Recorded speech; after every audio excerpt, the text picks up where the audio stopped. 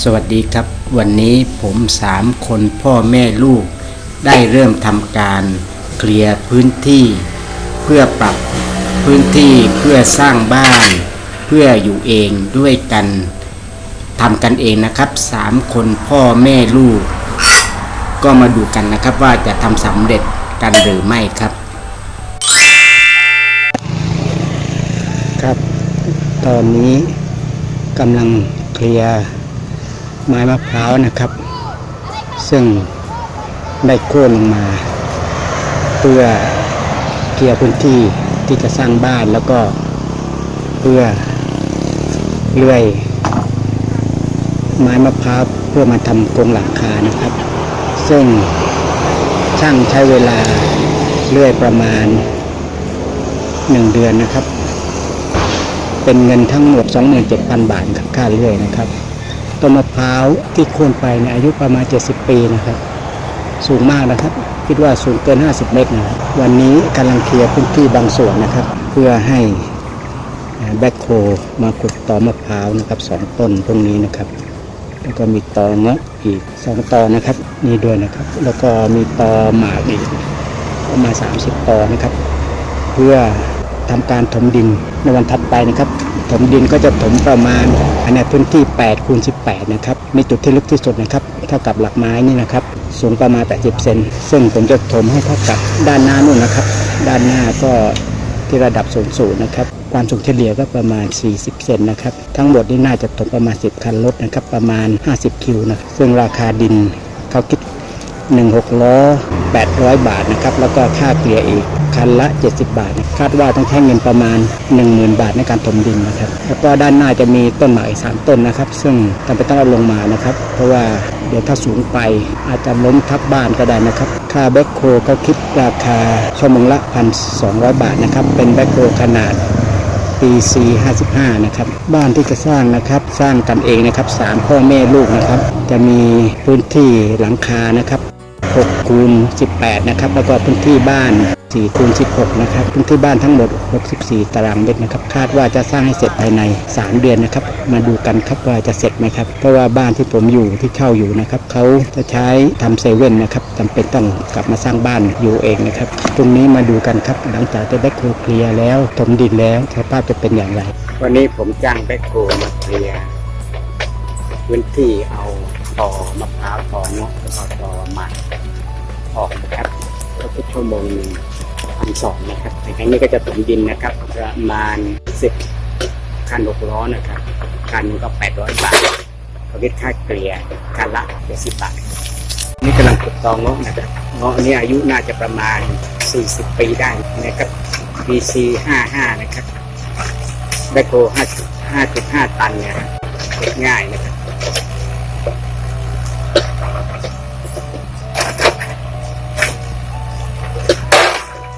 ว่าเวลาแบ็คโฮทำงานเราจะถมแค่ไหนก็จะมีคนเฝ้าอยู่นะครับเพราะว่าหลักจะหายบ่อยนะครับแบ็คโฮจะทำจุดอ้างอิงของหลักเลยนะครับเห็นไหมครับมันจะมีทั้งหมด4 หลักหลักที่2หลักที่เราจะถมดินนะครับส่วนหลักแรกกับหลักที่4นะครับเป็นหลักที่เราจะใช้สำหรับอ้างอิงนะครับเวลาหลักหายจะได้เดินไปปักใหม่ได้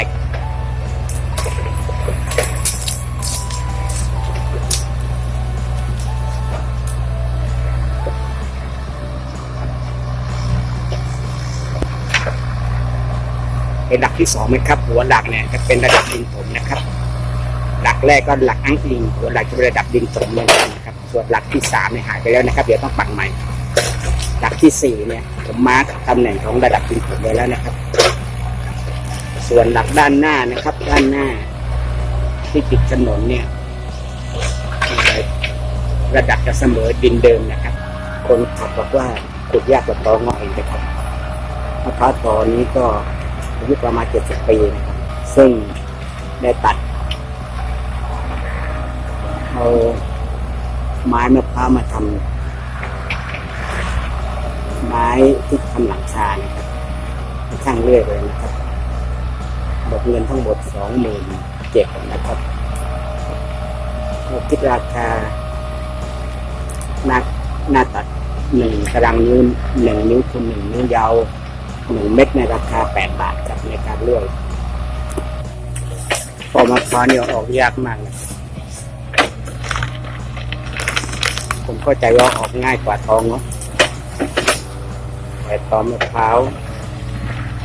ก็ที่ดูนะครับยาวสูงเกือบ50 เมตรถ้ารากไม่แข็งแรงจริงๆต้องโค่นลงมานะครับแต่ว่าอยู่ได้ลมแรงแค่ไหนก็อยู่ได้ยกเว้นฟ้าผ่าอันตรายมากนะครับถ้าต้นหมากและต้นมะพร้าวอยู่ใกล้บ้านนะครับมีโอกาสที่จะโค่นหักลงมาได้อย่าไปเสียดายเลยครับถ้าใครมีต้นมะพร้าวต้นหมากใกล้บ้านโดนทับบ้านไม่คุ้มครับต้นหมากด้านหน้าเป็นของเพื่อนบ้านนะครับก็ได้ขอเขาว่าได้โคมาแล้วก็จะล้มนะครับเราก็อนุญาตครับ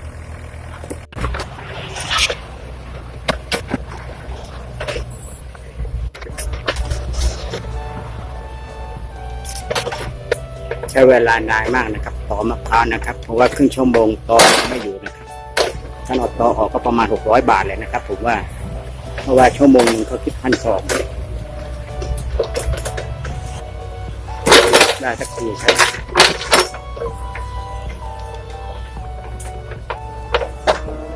มันติดกัน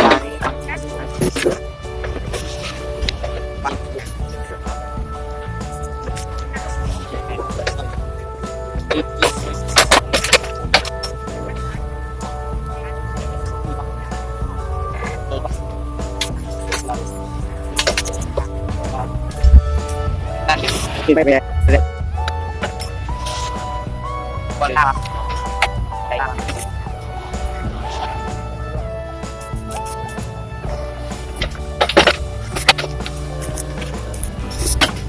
รายจัดกฎหมายงานการเป็นอะไรถึงเมื่อไหร่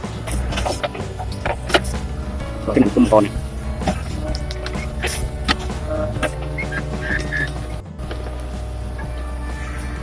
ขึ้นสักที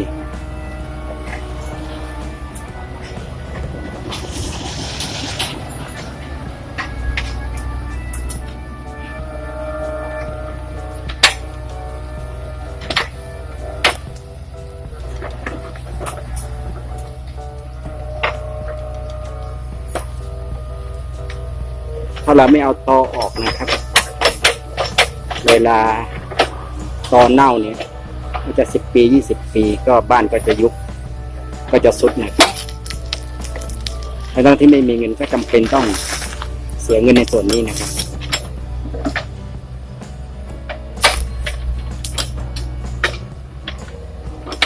ขุดตอเนาะอีกตอนี้นะครับอายุก็ประมาณ40-50 ปีนะครับตอนี้นะครับน่าจะง่ายกว่าต้นมะพร้าวเมื่อสักครู่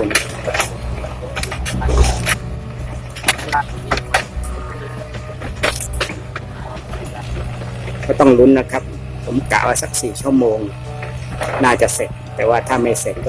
ก็จำเป็นต้องจ่ายนะครับชั่วโมงละ1,200นะครับในบ้านที่จะสร้างเป็นบ้านชั้นเดียวนะครับก็อยู่เองทำเองก็ไม่ต้องห่วงเรื่องสุดเรื่องอะไรนะครับเพราะบ้านเราเนี่ยเราก็ต้องรับผิดชอบนะครับแต่ดินหลังจากที่ขุดไปแล้วเนี่ยก็น่าจะเหลือนะครับเพราะผมไม่ทำแต่ฐานรากนะครับก็ไม่ได้ตอกเต็มนะครับฐานรากขนาด70x70นะครับเพราะว่าถ้าจะนำดินมาถมและบดก็ต้องใช้ค่าใช้จ่ายเยอะเราไม่มีศักยภาพขนาดนั้นนะครับก็ต้องทำใจตอเงาะนี่ก็ไม่ประมาณ10 นาทีก็ออกได้แล้วนะครับงานของมะพร้าวเยอะนะครับอย่าเข้าใจผิดนะครับว่าตอไม้เนื้อแข็งเนี่ยจะออกยากกว่าตอมะพร้าวนะครับตอมะพร้าวออกยากกว่ามากเลยครับ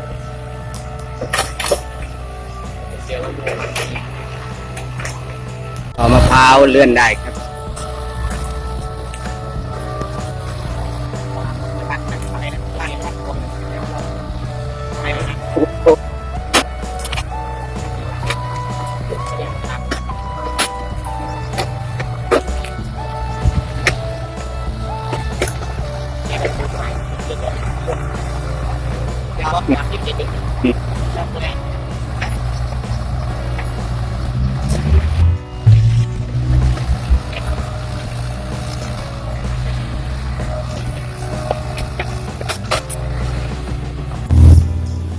ตอนนี้ได้ขุดตอมะพร้าวตอเงาะและตอหมากออกจากพื้นที่ที่จะสร้างบ้านหมดแล้วนะครับตอนนี้แบคโฮได้หยุดไปแล้วนะครับตรงนี้จะมาทำใหม่ดินกองนี้นะครับ6 ล้อนะครับ6 ล้อก็เป็นเงิน800 บาทนะครับกองนี้นะครับ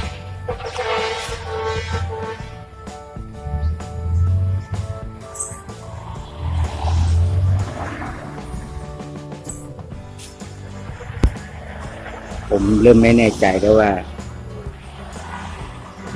10 คัน 6 ล้อจะเต็ม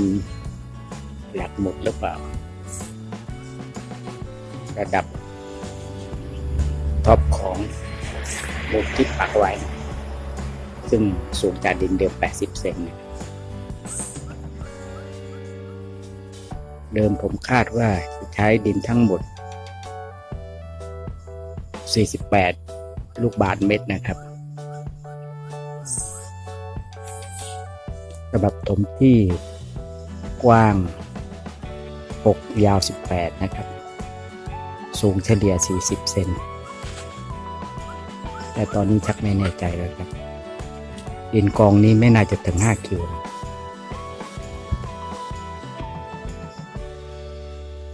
6 ล้อไม่น่าจะถึง5 คิว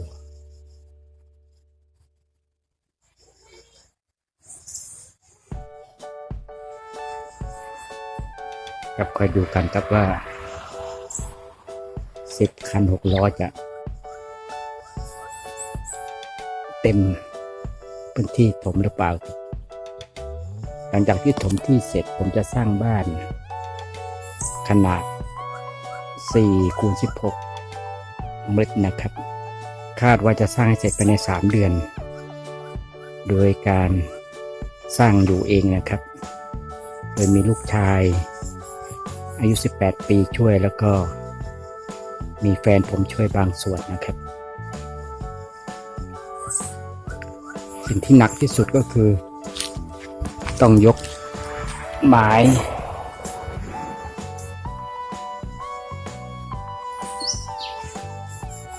ที่จะรับการพันนะครับอันนี้นะครับเป็นไม้นิ้ว2 นิ้วคูณ6 นิ้วนะครับยาว6 เมตรนะครับเป็นไม้มะพร้าวที่แปรรูปมาแล้วนะครับซึ่งน้ำหนักผมคาดว่าอยู่ที่ประมาณ46 กิโลนะครับเวลาขึ้นหลังคาน่าจะยากพอสมควรแล้วมาดูทีว่าผมจะสามารถยกไม้ที่มีน้ำหนัก46 กิโลขึ้นหลังคากับลูกค้าได้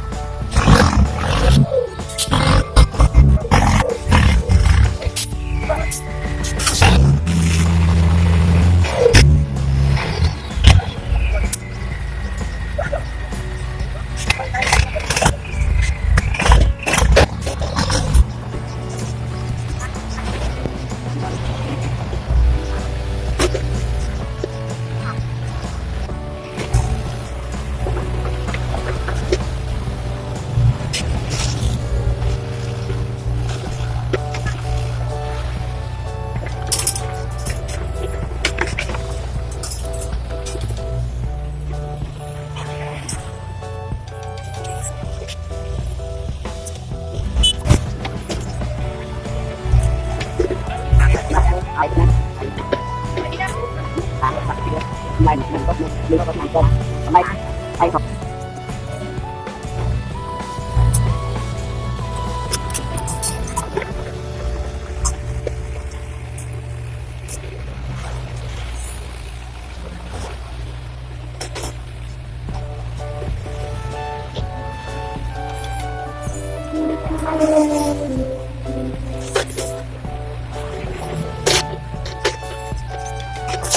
เ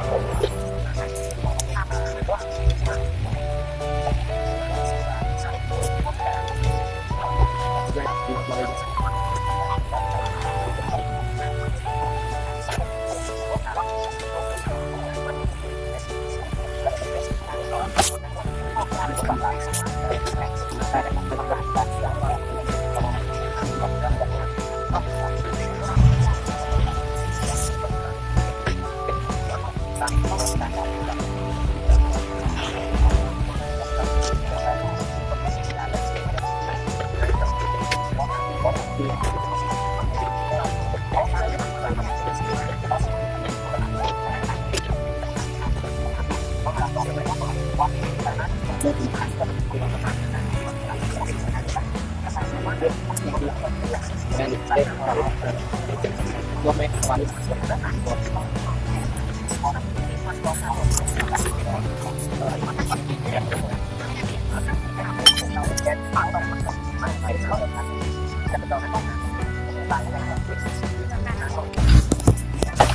ับ ตอนนี้ดินที่นำมาถม เดิมตั้งใจว่าจะถมที่ในพื้นที่6 คูณ 18 ตารางเมตรเฉลี่ยสูง40 เซนนะครับ 40-50 เซนกะว่าจะใช้ดิน10 คัน 10 ล้อรวมถนนด้านบนด้วยนะครับถนนด้านหน้านะครับเพราะว่าระดับพื้นที่ที่จะสร้างบ้านเนี่ยอยู่ต่ำกว่าถนนหลวงอยู่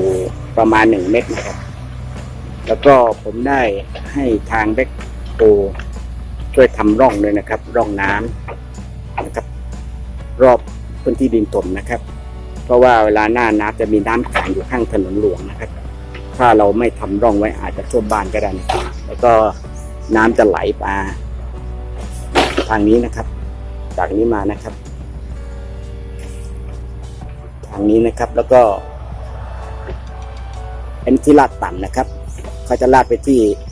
คลองนะครับมีคลองน้ำธรรมชาติอยู่นะครับตรงนี้นะครับถัดไปนะครับส่วนค่าใช้จ่ายในการถมดินแล้วก็ขุดปอนะครับขุดปอก็จะอยู่ประมาณ4 ชั่วโมงนะครับชั่วโมง1,200ก็คงตกประมาณ 4,800 นะครับแล้วก็ค่าดินถมคัน6 ล้อละ800นะครับ12 คันก็เป็น 9,600 นะครับ 9,600 บวกกับค่าเกลี่ยอีกคันละ70 บาท12 คันก็840นะครับ 9,600 บวกกับ840ก็ตก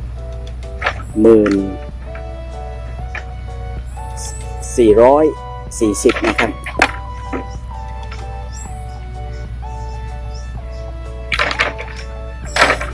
ตั้งใจว่าจะใช้ดินประมาณ10 คันรถ6 ล้อนะครับแต่ว่าจริงๆไม่พอก็เลยต้องสร้างเพิ่มอีก2 คันนะครับเป็น12 คันนะครับนี่นะครับรองน้ำด้านหน้าจะสูงกว่านะครับตอนนี้จุดต่ำสุดนะครับมีทางน้ำไหลแล้วก็รอบๆบ้านก็ได้ทำร่องน้ำด้วยนะครับถ้าท่านชอบคลิปนี้โปรดกดไลค์ถ้าท่านคิดว่าคลิปนี้พอมีประโยชน์กับคนที่ท่านรักและคนที่ท่านหวังดีโปรดกดแชร์และถ้าท่านคิดว่าช่องนี้พอมีประโยชน์กับชีวิตท่านบ้างโปรดกดติดตามได้เลยนะครับ